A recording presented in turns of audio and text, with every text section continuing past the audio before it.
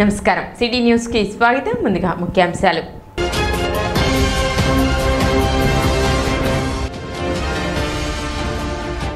బియ్యం కార్డులలో మార్పులు చేర్పులు నిరంతర ప్రక్రియ. మంత్రి నాదెండ్ల మనోహర్ వెల్లడి.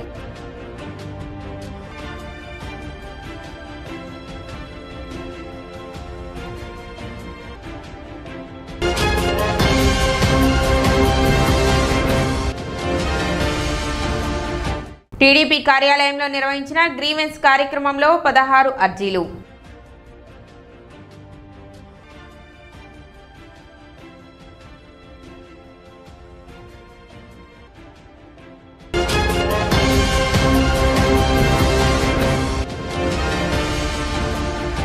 డీలర్లతో సరుకులు పంపిణీ నిర్ణయం హర్షణీయం. రాష్ట్ర రేషన్ డీలర్ల సంక్షేమ సంఘం అధ్యక్షులు దివి లీలా మాధవరావు.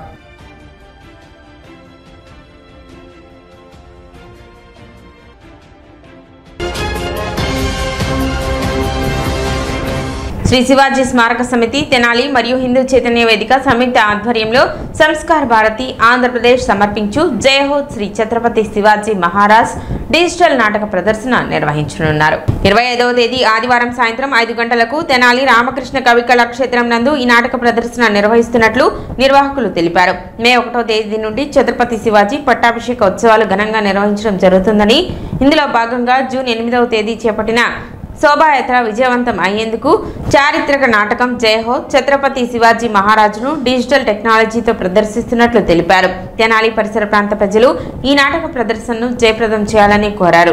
రేపు 25వ తారీఖు ఆదివారం కవి కళాక్షేత్రంలో సాయంత్రం 5:30 శివాజీ మహారాజ్ది నాటక ప్రదర్శన చేస్తున్నాం. దానిలో అందరూ కూడా హిందూ బంధువులందరూ కూడా పాల్గొని వారి వారి కుటుంబాలతో సహా వచ్చి ఆ నాటకాన్ని తిలకించి పెద్దలు, చిన్న పిల్లలు, యువకులు అందరూ కూడా స్ఫూర్తిదాయకంగా పొందాలని కోరుకుంటున్నాం. 5వ తారీఖు శివాజీ మహారాజ్ది శోభాయాత్ర ఉంది. దానికి కూడా ప్రతి ఒక్కరు కూడా మన హిందూ బంధువులందరూ పాల్గొని జయప్రదంగా చేయవలసిందిగా కోరుతున్నాం. సమావేశంలో హిందూ చైతన్య వేదిక గుంటూరు జిల్లా సహా సంయోజక్ కారంపూడి రమాదేవి, బీజేపీ నాయకులు కావూరి శ్రీనివాసరావు, హిందూ ధార్మిక యోజన సంఘం అధ్యక్షులు డికే మారుతి శంకర్, విశ్వ హిందూ పరిషత్ సహా కార్యదర్శి నందికంటి రామాంజనేయులు, తెనాలి నగర సంయోజక్ తాడేపల్లి నాగరాజు, శేఖర్మూర్తి, మహేష్, బెల్లంకొండ రామ్మోహన్ రావు, విశ్వ హిందూ పరిషత్ సభ్యులు పాల్గొన్నారు. సంస్కార భారతి ఆంధ్రప్రదేశ్ ప్రభుత్వం సహకారంతో తెనాలి హిందూ చైతన్య వేదిక వారు ఎల్లుండు అనగా 25/5/2025 తెనాలి పట్టణంలోని రామకృష్ణ కళాక్షేత్రంలో సాయంత్రం 5 గంటలకు జయహో శ్రీ ఛత్రపతి మహారాజు అనే ఒక అద్భుతమైన నాటకాన్ని డిజిటల్ టెక్నాలజీ సహాయంతో దీన్ని ప్రదర్శిస్తున్నారు. దీనికి తెనాలి హిందూ చైతన్య వేదిక మరియు హిందూ బంధువులందరూ కూడా దీనికి సహకారాలు అందించారు. ఈ యొక్క అవకాశాన్ని తెనాలి పుర ప్రజలందరూ కూడా ఉపయోగించుకొని ఈ యొక్క నాటకాన్ని తిలకించవలసిందిగా ప్రార్థిస్తున్నాము.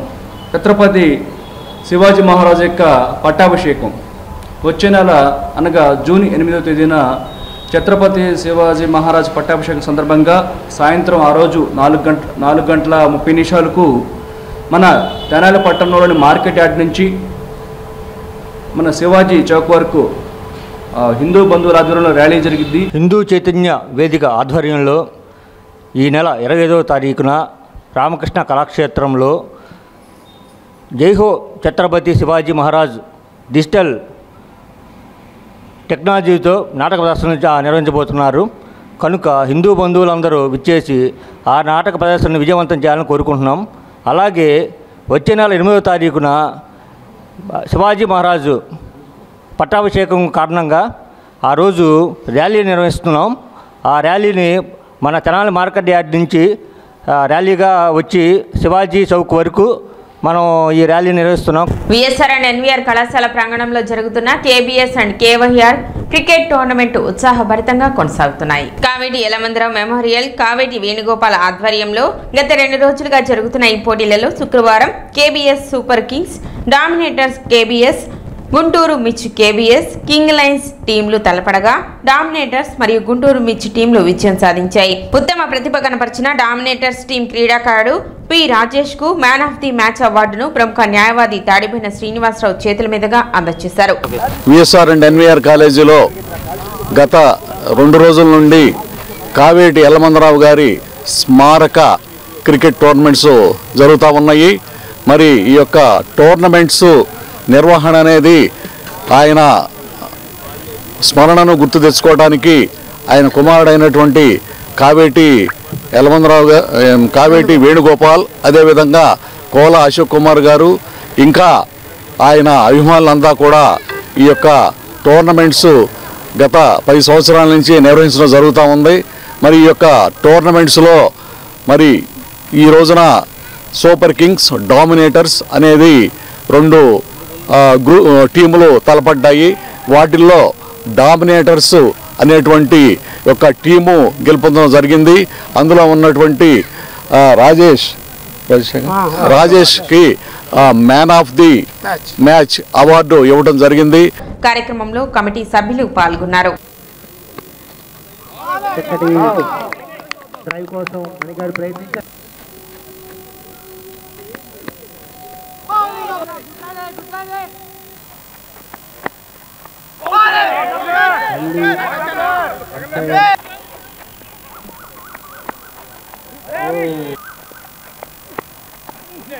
Good shot. Good shot. Manigaru beat gap.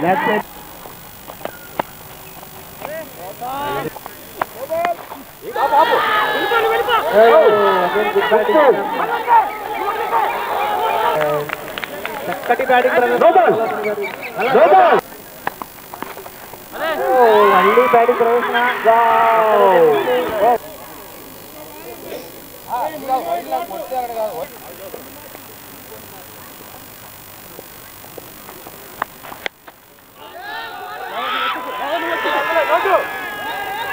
KBs and KYR Kaveti Yalamandarao గారి స్మారకంగా క్రికెట్ టోర్నమెంట్ జరుగుతూ ఉంది గత 10 సంవత్సరాల నుంచి.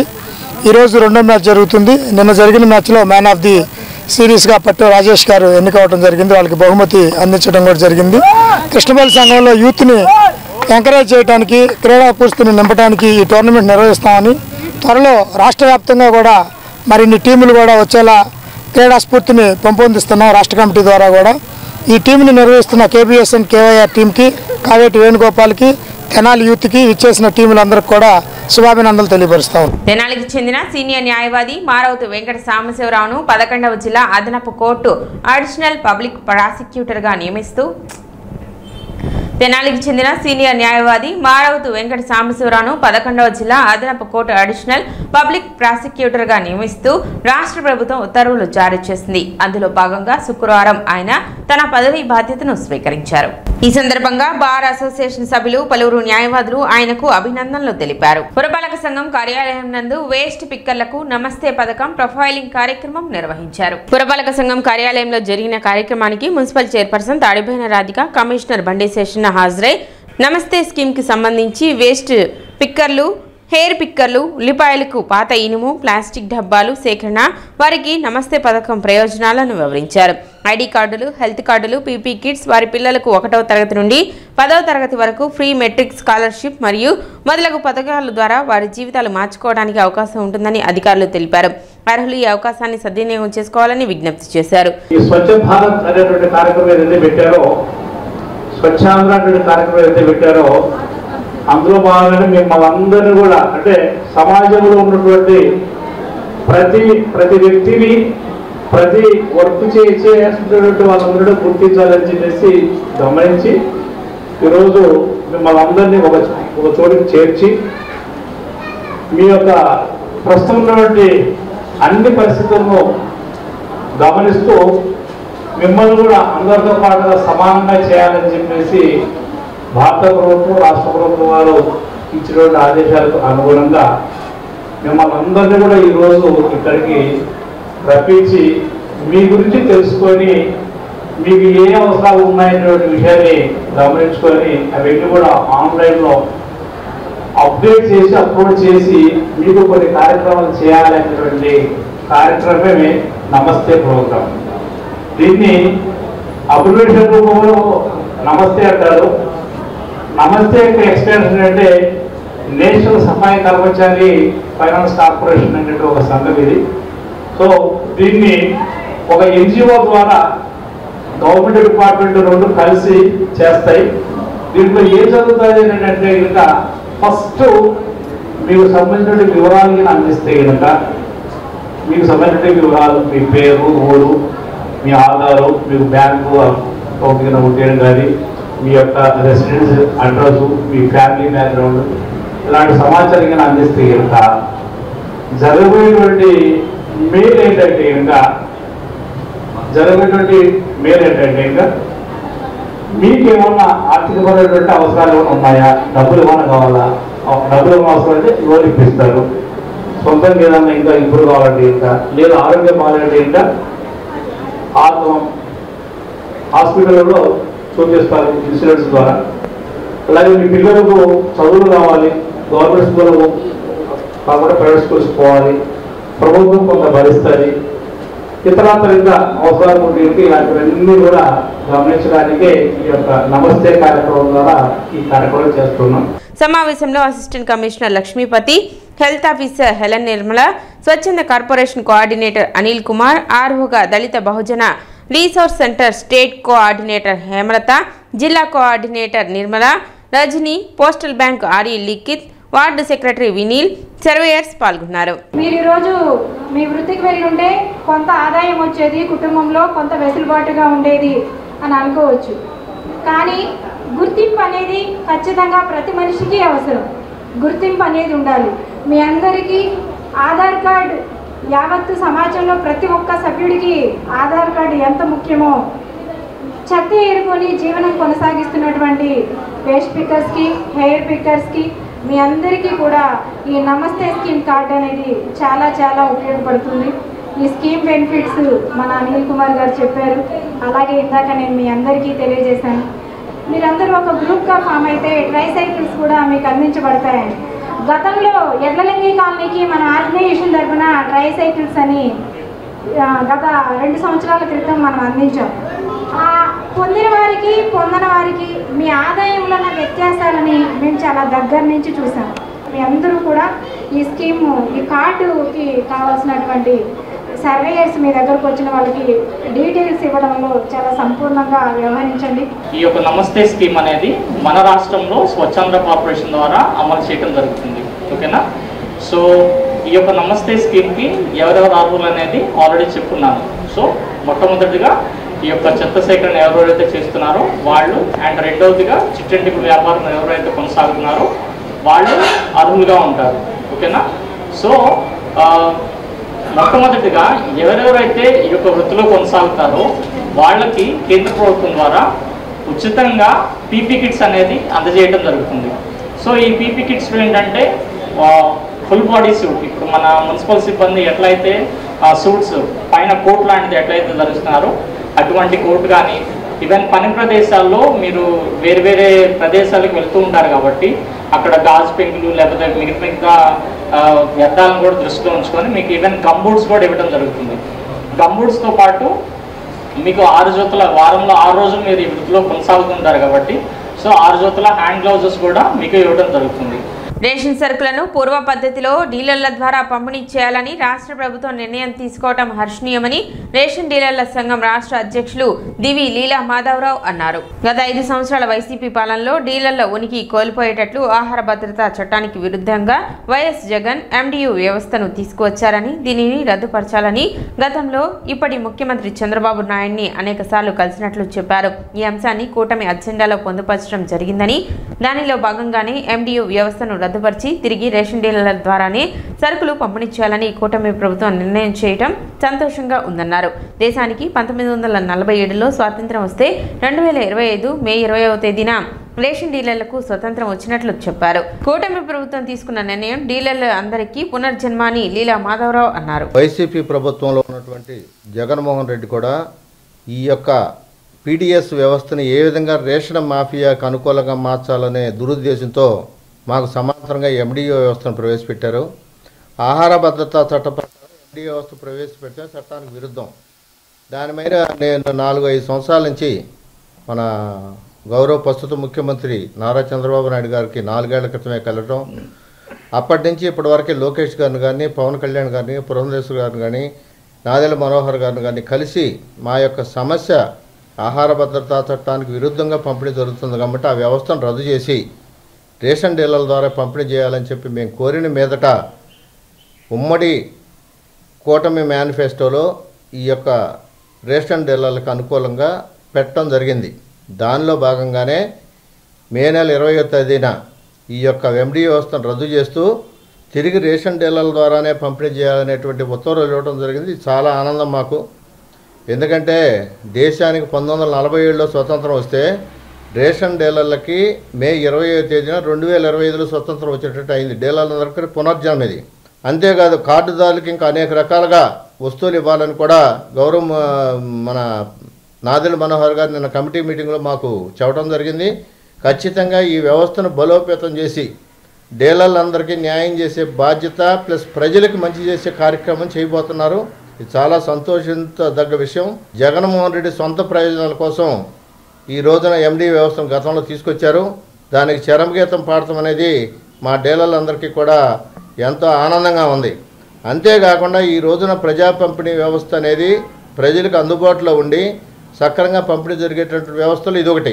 ఇంకొక ముఖ్యమైన విషయం ఏంటంటే మా డీలర్లందరూ కూడా నేను విన్నవిస్తా ఉన్నా, ఈ రోజున ప్రభుత్వం మన మీద ఎంతో నమ్మకంతో రన్నింగ్లో ఉండే ఎండి వ్యవస్థను తీసేసి డీలర్ల ద్వారా పంపిణీ చేస్తుందంటే మన మీద ప్రభుత్వానికి ఉన్న నమ్మకం.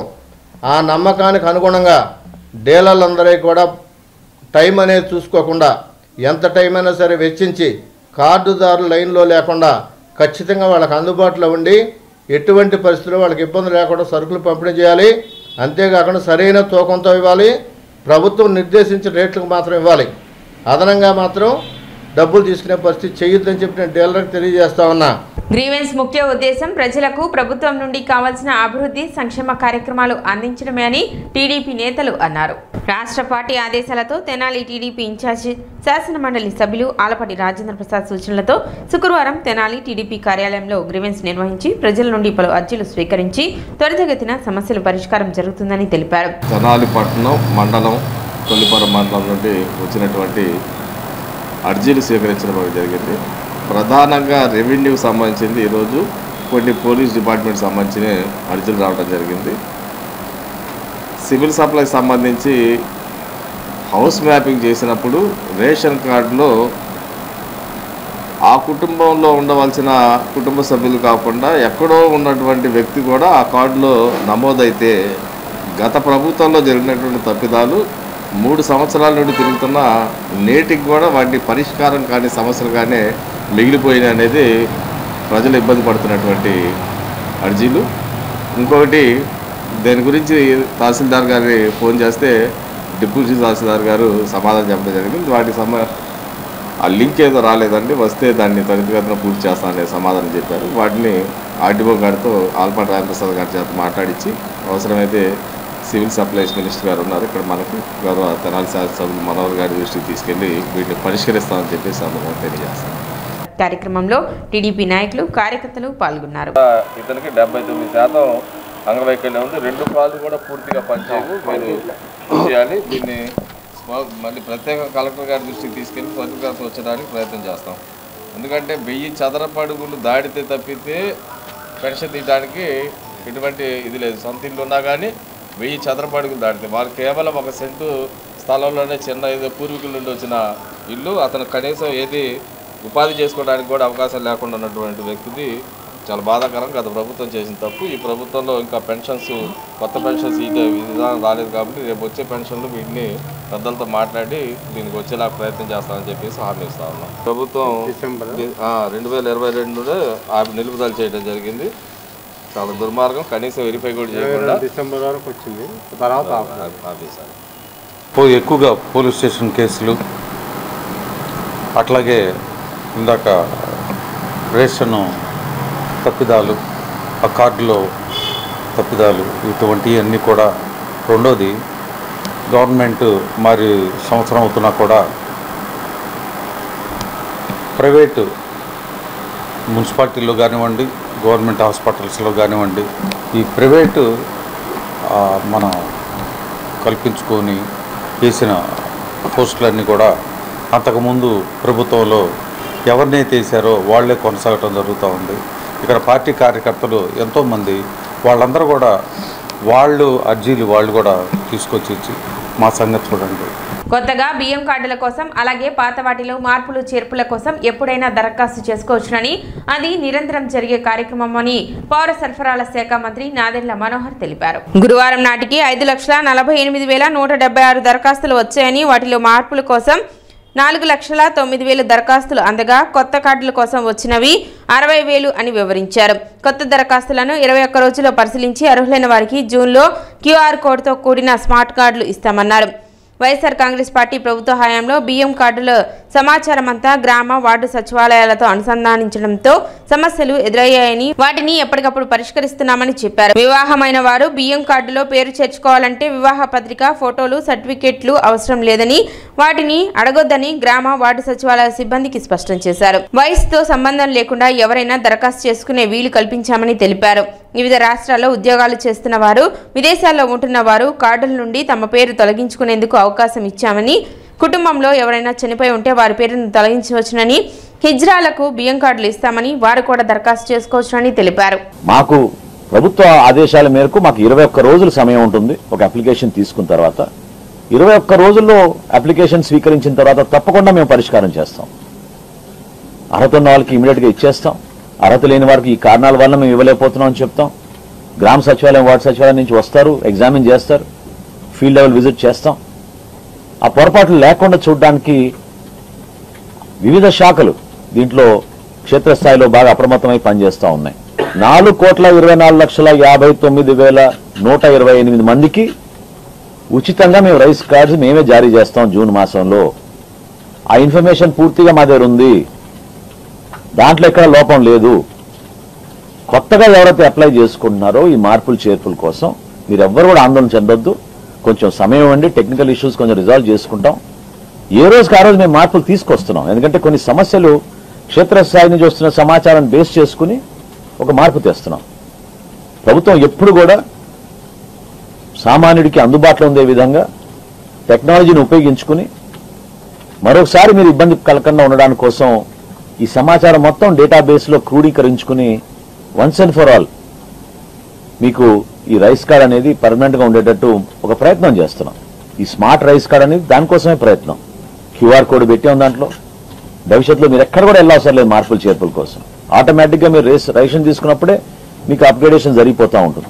ఆ సమాచారం ఉండిపోతుంది మా దగ్గర. కాబట్టి క్షేత్రస్థాయి నుంచి వస్తున్న ప్రధానమైన సమస్యలు నేను అడ్రస్ చేస్తాను. వాటికి పరిష్కారం చేయగలిగాం. మొట్టమొదటిది మ్యారేజ్ సర్టిఫికేట్ కావాలని చాలా మందిని ఇబ్బంది పెడుతున్నారు. చాలా స్పష్టంగా ఆదేశాలు జారీ చేయడం జరిగింది. ఎట్టి పరిస్థితుల్లో కూడా మ్యారేజ్ సర్టిఫికేట్ అవసరం లేదు. మ్యారేజ్ సర్టిఫికేటే కాదు, పెళ్లికి సంబంధించిన కార్డు కానీ ఫోటో కానీ అది కూడా అవసరం లేదు. దయచేసి క్షేత్రస్థాయిలో ఉన్న సిబ్బంది, గ్రామ సచివాలయం, వార్డు సచివాలయం వాళ్ళని ఈరోజు ప్రభుత్వం నుంచి మీకు స్పష్టంగా మేము చెప్తున్నాం, ఆ పొరపాటు చేయబాకండి. ఎవరు అప్లై చేసుకున్నా కూడా తీసుకోండి. మీరు ఫిజికల్గా హౌస్ విజిట్ వెళ్ళినప్పుడు అప్పుడు మీరు దాన్ని రీవెరిఫై చేసుకోవచ్చు తప్ప వాళ్ళని ఇన్సిస్ట్ చేసి వాళ్ళ దగ్గర మ్యారేజ్ సర్టిఫికెట్ కానీ, మ్యారేజ్ సంబంధించిన ఫోటో కానీ, పెళ్లి కార్డు కానీ అడగాల్సిన అవసరం లేదు. రెండో ప్రధాన అంశం, గతంలో ఎవరైతే మీరు చేర్చగలుగుతారో కార్డులో 15 సంవత్సరాలకే పరిమితమైంది. 15 కానీ 15 సంవత్సరాల లోపు కానీ అది కూడా సవరించాం. వయసుతో సంబంధం లేదు. ఇప్పుడు ఏ వయసు అయినా సరే మీరు దాన్ని అడిషన్ చేసుకోవచ్చు. ఇది కూడా ఆ పోర్టల్లో నమోదయ్యేటట్టు గ్రామ సచివాలయం, వార్డు సచివాలయం సిబ్బందికి ఆల్రెడీ చెప్పడం జరిగింది. దయచేసి ఎవరు కూడా దాంట్లో కంగారు పడాల్సిన అవసరం లేదు. మెంబర్ డిలీషన్ మాత్రం ఓన్లీ డెత్ కేసెస్కి పరిమితం చేస్తున్నాం ప్రస్తుతం. ఒకటి డెత్ కేసులో, రెండోది ఎవరైతే మైగ్రేషన్లో ఇతర రాష్ట్రాలకు వెళ్ళారో, మూడోది ఎవరైతే మైగ్రేషన్లో ఇతర దేశాలకు వెళ్ళారో వాళ్ళ వరకు మేము చాలా క్లియర్గా ఈ ఫెసిలిటీ మేము అందిస్తున్నాం. ట్రాన్స్జెండర్స్కి, లింగ మార్పిడి జరిగిన వాళ్ళకి ఈ అవకాశం కల్పించాం. రాంగ్గా డిక్లేర్ చేసిన డెత్ని మేము దాన్ని ఏ విధంగా పరిష్కారం చేశామంటే, ఇదివరకు ఆ చేంజ్ చేయగలిగేది కేవలం జాయింట్ కలెక్టర్ గారి దగ్గర ఉండేది జిల్లా స్థాయిలో. దాన్ని సవరించి ఈ రోజున తహసీల్దార్కి ఇచ్చాం. ఇష్యూస్ గురించి చాలా మంది పాపం ఇబ్బంది పడుతున్నారు. దానికి కూడా మా కమిషనర్ గారు ఐటీ సెక్రటరీ భాస్కర్ గారితో కూడా మాట్లాడారు. ఒక పరిష్కారం తీసుకొస్తాం రాబోయే 2 రోజుల్లోపే. తప్పకుండా మెరుగైన సర్వీసెస్ ఇచ్చేటట్టు మీకు ఇబ్బందికరమైన పరిస్థితులు ఏవైతే ఎదుర్కొన్నారో దానికి మనస్ఫూర్తిగా మరొకసారి we are very sorry for it. రాబోయే రోజుల్లో తప్పకుండా ఇష్యూస్ లేకుండా మేము చేస్తామనే విషయం మీకు ప్రస్తావిస్తున్నాను. D3 శారదా సర్వీస్ సొసైటీ ఆధ్వర్యంలో శుక్రవారం స్థానిక కొత్తపేటలోని తెనాలి రామకృష్ణ కవి కళాక్షేత్రంలో హెల్త్ ఆన్ వీల్స్ తో ఉచిత మెగా వైద్య శిబిరం నిర్వహించారు. వ్యాధిరహిత తెనాలి కోసం కృషి చేస్తున్న పట్టణానికి చెందిన D3 శారదా సర్వీస్ సొసైటీ వ్యవస్థాపకురాలు డాక్టర్ డి శారద ఆధ్వర్యంలో కిమ్స్ చక్ర క్యాన్సర్ సెంటర్ తక్కిళ్లపాడు అనుబంధంతో ఈ ఉచిత క్యాన్సర్ స్క్రీనింగ్ శిబిరం నిర్వహించారు. ఎంఆర్ఓ గోపాలకృష్ణ, మాజీ మహిళా కమిషన్ చైర్పర్సన్ నన్నపనేని రాజకుమారిలు పాల్గొని వైద్య శిబిరాన్ని ప్రారంభించారు. మధ్యాహ్నం 12 గంటల నుండి సాయంత్రం 6 గంటల వరకు జరిగిన ఈ వైద్య శిబిరం నందు క్యాన్సర్ స్క్రీనింగ్తో పాటు బీపీ, షుగర్, థైరాయిడ్, శ్వాసకోశ వ్యాధులు, స్త్రీల వ్యాధులకు సలహాలతో పాటు గర్భాశయ ముఖద్వార క్యాన్సర్, రొమ్ము క్యాన్సర్ను ముందుగా కనుగొనే స్క్రీనింగ్ పరీక్షలైన పాప్స్మియర్, మమోగ్రామ్ పరీక్షలు, స్కానింగ్, ఎక్స్రే పరీక్షలు ఉచితంగా నిర్వహించారు. అన్ని రకాల వ్యాధి నిర్ధారణ పరీక్షలు ఒకే చోట జరిగేలా హెల్త్ ఆన్ వీల్స్ వాహనంలో ఏర్పాటు అభినందనీయమని వ్యాధిరహిత తెనాలికి డాక్టర్ శారద చేస్తున్న కృషిని తహసీల్దార్ గోపాలకృష్ణ, మాజీ మహిళా కమిషన్ చైర్పర్సన్ నన్నపనేని రాజకుమారిలు ప్రశంసించారు. జబ్బుల్ని ఆపేయాలి.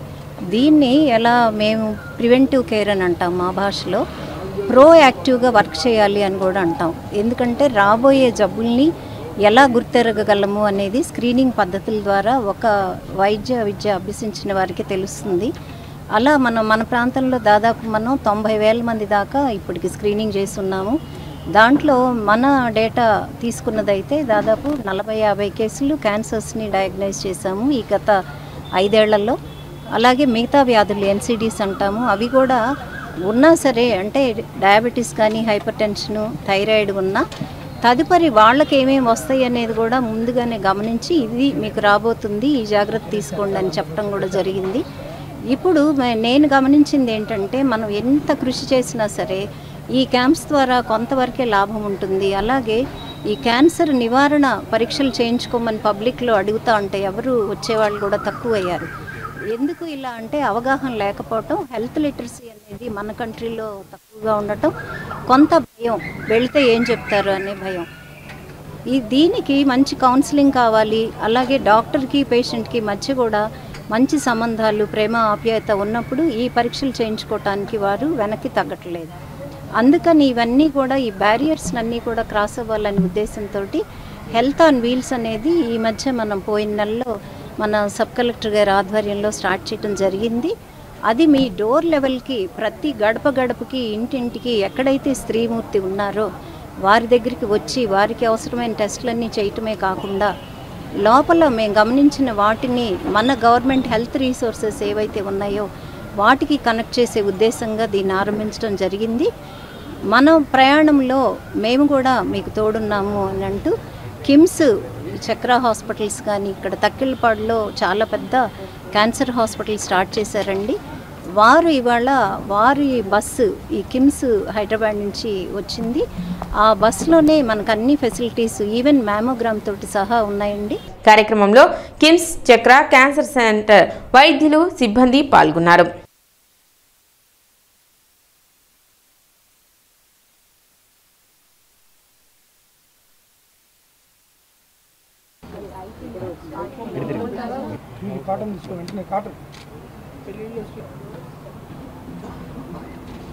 ఈ హాస్పిటల్ సహకారంతో ఇక్కడ మెడికల్ క్యాంపు పెట్టడం వల్ల వైద్యం చేయించుకున్నప్పుడు బయటపడవచ్చు, లేకపోతే ఏమీ లేకపోతే సంతోషం ఉందనుకోండి వైద్యం చేయించుకుంటారు. అందుకోసం ముందు జాగ్రత్త చర్యగా ఉండాలి. కాబట్టి మన తలనొప్పి వచ్చిందనుకో, మా తలనొప్పి రాకముందే పోతే అదేం చేయలేం. అలా కడుపులో నొప్పి వచ్చిందనుకోండి, ముందుగా చేయించుకోవడం వల్లనే తెలియదు. కానీ క్యాన్సర్ అట్లా కాదు, మన లోపల తినేస్తూ పెయిన్ అనేది ఏం తెలియకుండా, నొప్పి లేకుండా ఒక భయంకరమైనటువంటి వ్యాధి అనేటువంటి క్యాన్సర్ సంగతి అందరికీ తెలుసు. అందుకోసం ఏంటంటే, నొప్పి ఉంటే నా నొప్పి ఉంది కాబట్టి చేయించుకుంటాం, తెలియకుండా వచ్చేటువంటి క్యాన్సర్ ఏంటన్నది జాగ్రత్త పడాలి. ఎలా జాగ్రత్త పడాలంటే, శారద గారు చెప్పినట్లుగా ఆమె ఏదైతే దీనిలో ఈ పాంప్లెట్లు వేశారో, ఏదైతే చాలా నుంచి ఇలాంటి ఎన్నో క్యాంపులు పెట్టారో, అప్పుడు ఎంతమంది బయటపడ్డారో అలాగే హాస్పిటల్స్లో కూడా ఇవాళ ఆ క్యాంపుల కోసం చాలామంది డాక్టర్స్ వీళ్ళంతా కూడా మెడికల్ ఆఫీసర్స్ వీళ్ళంతా ఉన్నారు ఇక్కడ. వీరందరూ కూడా చూస్తూ ఉంటారు. మరి టెస్ట్ చేయటం వల్ల తెలిసి పాపం కొంచెం వైద్యం చేయించుకోవడానికి ఉపయోగం. ఎక్కడన్నా ఒకళ్ళు మరీ ముదిరిపోయి పైగా మనం చెప్పలేని పరిస్థితిలో ఇది చేస్తారు. కాకపోతే ముందే చేయించుకోవటం వల్ల కొంచెం అనుమానం ఉన్నా కూడా శాంపిల్ పంపిస్తారు. ఆ శాంపిల్ నుండి వాళ్ళు ఏదైతే చెప్తారో దాన్ని వీళ్ళు వైద్యం చేస్తారు. అందుకోసం ఇటువంటి క్యాంపులు చాలా అవసరం అండి. డాక్టర్ శారదా మేడం గారి ఆశయం ఉన్నతమైంది. తెనాలికి ఏదో చేయాలనే తపన. అందులో భాగంగానే ఈరోజు మరి ఈ క్యాన్సర్ పరీక్షలతో పాటుగా థైరాయిడ్, బీపీ, షుగర్ అవన్నీ కూడా మేడం గారు ఓన్ ఎక్స్పెన్సెస్తో మరి ఇక్కడ అరేంజ్ చేశారు. ఇందులో భాగంగా నేను కూడా మా రెవెన్యూ శాఖ తరఫు నుంచి అట్లాగే మున్సిపల్ ఇతర శాఖలతో కూడా సంప్రదించి అందరూ మహిళా ఉద్యోగులందరినీ కూడా పాల్గొనమని, ఈ 40 సంవత్సరాలు పైబడిన వారు తప్పకుండా పరీక్షలు చేయించుకొని అవసరమైన ట్రీట్మెంట్కి ముందుగానే preventive is better than cure అన్న మార్గంలో దాన్ని చక్కగా వినియోగించుకోవాలి. ఈ అవకాశాన్ని నేను కూడా అభ్యర్థించాను. అందులో భాగంగా మా సిబ్బంది కూడా ఇక్కడికి వచ్చారు. ఈ అవకాశాన్ని అందరూ ఉపయోగించుకోండి. సాయంత్రం 5 o'clock వరకు ఉంటుంది. కృష్ణా, గుంటూరు జిల్లాల పట్టభద్రుల ఎమ్మెల్సీ ఆలపాటి రాజేంద్ర ప్రసాద్ సతీమణి ఆలపాటి మాధవి జన్మదిన వేడుకలు తెనాలిలో ఘనంగా నిర్వహించారు. ఈ సందర్భంగా 19వ వార్డు కౌన్సిలర్ పసుపులేటి త్రిమూర్తి ఆధ్వర్యంలో ఆయన కార్యాలయం వద్ద కేక్ కటింగ్ నిర్వహించి ఆలపాటి మాధవికి జన్మదిన శుభాకాంక్షలు తెలిపారు. అనంతరం చలివేంద్రం వద్ద ద్రాక్షారసం పంపిణీ చేశారు. కార్యక్రమంలో షావుల్ సయ్యద్, మురళి, బొజ్జి, కన్నయ్య, యోగేష్, సువాని, యుగంధర్ తదితరులు పాల్గొన్నారు.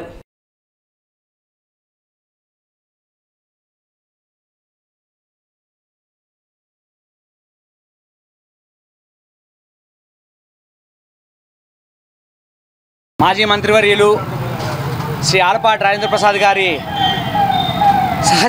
సహధర్మచారిణి, గొప్ప మహోన్నతమైనటువంటి వ్యక్తి మా ఆలపాటి రాజేంద్ర ప్రసాద్ గారికి తోడుగా నీడగా ఆయన కష్టసుఖాల్లో ఆయన వెన్నంటే ఉంటూ ఆయన్ని ముందుకు నడిపిస్తున్నటువంటి మహోన్నతమైన వ్యక్తి ఆలపాటి మాధవి గారు. ఈ రోజున వారి యొక్క జన్మదిన వేడుకల్ని ఈ రోజున 19వ వార్డు కౌన్సిలర్ ఫ్లోర్ లీడర్ అయినటువంటి పసుపులేటి త్రిమూర్తి గారి సహచరులు, సోదరులు అందరితో ఈ రోజున ఈ యొక్క ఆఫీసులో వారి యొక్క జన్మదిన వేడుకల్ని అత్యంత ఘనంగా నిర్వహించడం జరిగింది. ఈ రోజున వారి పుట్టినరోజు సందర్భంగా అందరికీ కూడా ద్రాక్షారసాన్ని ఈ రోజున పంపిణీ చేయడం జరుగుతుంది. మాతృమూర్తి అయినటువంటి శ్రీ ఆలపాటి మాధవి గారి యొక్క జన్మదిన వేడుకలు అనేది మేము మా 19వ వార్డు కౌన్సిలర్ శ్రీ పసుపులేటి త్రిమూర్తి గారి ఆధ్వర్యంలో వారి యొక్క మిత్రబృందమైనటువంటి షావుల్ గారు ఈరోజు జరపడం అనేది ఆనందదాయకం. మా మాధవి గారు పూర్తిగా మాకు మహోన్నతమైన వ్యక్తి, కష్టసుఖాల్లో అండగా ఉండేటువంటి శ్రీ ఆలపాటి రాజేంద్ర ప్రసాద్ గారికి చేదోడు వాదోడుగా ఉంటూ వారు సమాజ హితం కోసం ప్రజలకు అండగా ఉండటంలో వారి పాత్ర ఉందనేది మేము పూర్తిగా నమ్మకంతో ఉన్నాము. సిటీ న్యూస్ ముగించే ముందు ముఖ్యాంశాలు మరోసారి.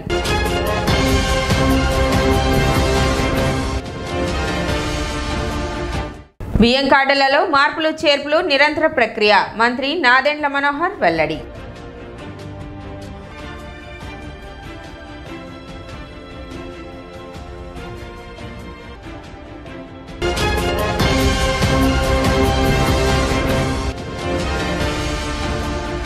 టీడీపీ కార్యాలయంలో నిర్వహించిన గ్రీవెన్స్ కార్యక్రమంలో 16 అర్జీలు.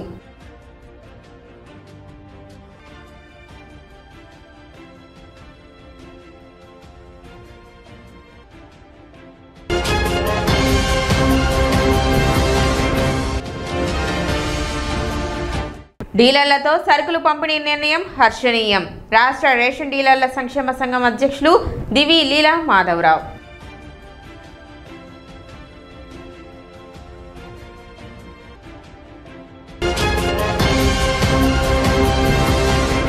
సిటీ న్యూస్ ఇంతటితో సమాప్తం. నమస్కారం.